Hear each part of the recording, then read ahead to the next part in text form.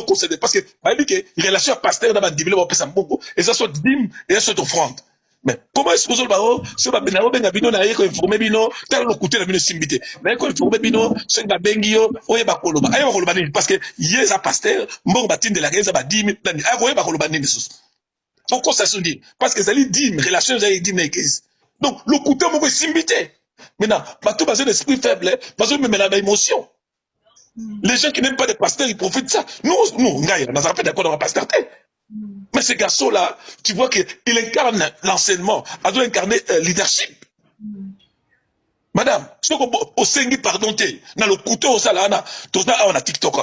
Donc, on a Castangona. On a l'enseigne dans Zamba, mais on a quoi dans d'autres bobimba. Parce que c'est pas compliqué. Parce que beaucoup de gens muta bato c'est le logoté ou bandika muté mabe tene za la fali eza la bango bula buika bu kofinga bana bato batu kofinga basi abatu c'est quoi ça la jalousie ça c'est quel comportement c'est ça me fait mal au cœur c'est quel comportement vraiment parce que ba ko répondre binoté bango ba ko répondre binoté c'est ça.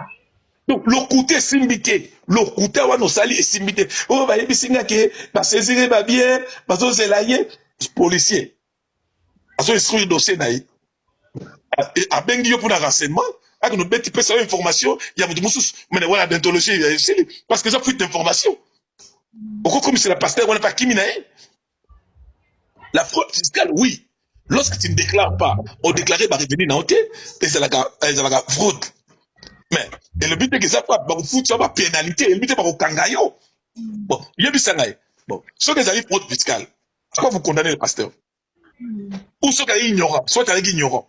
Et puis, le pasteur ne gère pas l'église seul. Je ne passe pas dans le niveau d'un pasteur à cause de la Yemoko. À cause de la plainte. Et ça, l'entreprise a mené au comptable à faillir. Après ces chiffres, mais chiffres en réalité, mais ça, la calcul, parce que